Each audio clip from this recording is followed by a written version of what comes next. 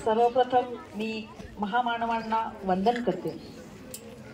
उडत्या पाखरांना परतीची तमा नसावी, उडत्या पाखरांना परतीची तमा नसावी, नजरेत नेहमी नवी दिशा असावी, नजरेत नेहमी नवी दिशा असावी। घरट्याचं काय केव्हाही बांधता येईल, घरट्याचं काय केव्हाही बांधता येईल, क्षितिजा पलीकडे झेप घेण्याची जिद्द मनात असावी, जिद्द मनात असावी।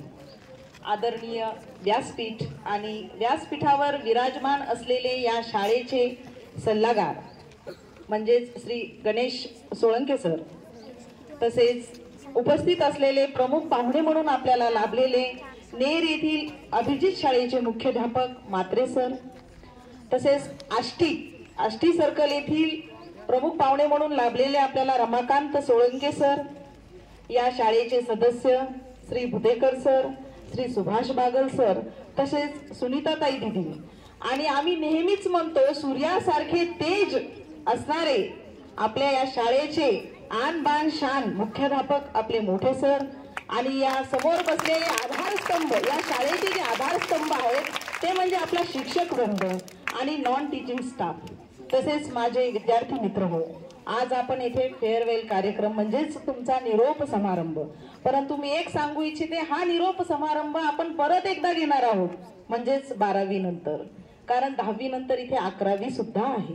11वी आणि 12वी हेच मुलं तुम्हाला 12वी मध्ये सुद्धा हा कार्यक्रम घेणार आहेत। जरी तुम्ही कुठे जाणार क्लासेससाठी 10वी झाल्याच्या नंतर, तरीही तुमचे कागदोपत्री ऍडमिशन इथेच राहणार आहे 11वी 12वी साठी।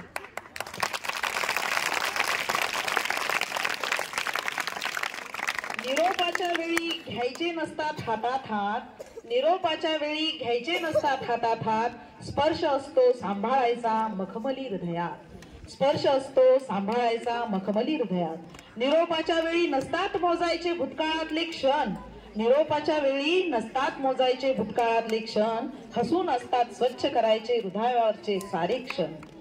निरोपाच्या वेळी जरी व्हायचं नसतं निराश, मनापासून घ्यायचा असतो शुभेच्छांचा प्रकाश।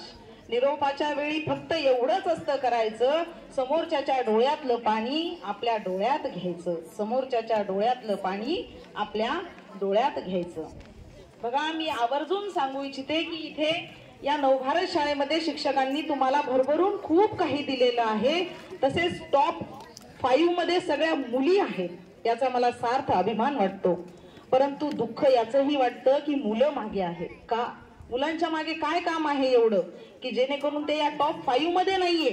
एखादा तरी मुलगा पाहिजे होता आणि म्हणून मी मुलांना आवर्जून सांगेल की त्यांनी 12th फेल नावाचा पिक्चर बघावा, आवर्जून त्यांनी वेळ काढून आजही पाहिला तरी चालेल, जेणेकरून त्यांच्या मनामध्ये ही जिद्द येईल की नाही आपणही अभ्यास करायलाच पाहिजे, आपणही मुलींच्या बरोबरीत मार्क्स घ्यायलाच पाहिजे।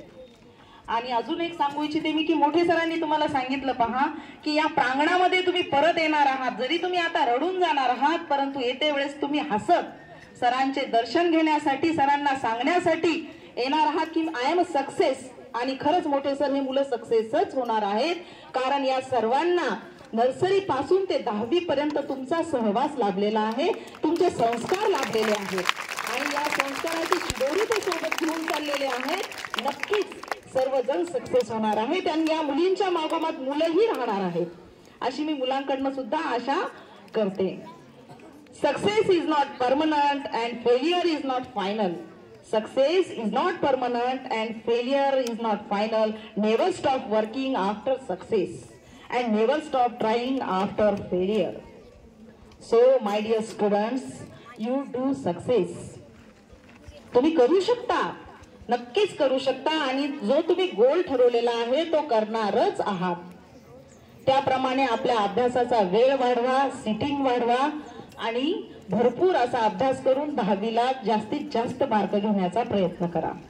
तुम्हाला आत्ताच म्हात्रे सरांनी सांगितलं की वर्गामध्ये जेव्हा तुम्ही परीक्षा द्यायला जाणार आहात तेव्हा त्यावेळेस तुम्हाला त्या उत्तरपत्रिका मोजून घ्यायची तर आहे, त्यावर काही लिहायचंही नाहीये आणि अक्षर सुद्धा खूप सुंदर काढायचं आहे, कारण जेणेकरून तपासणाऱ्या ज्या शिक्षकाला तुमचा राग नाही आला पाहिजे।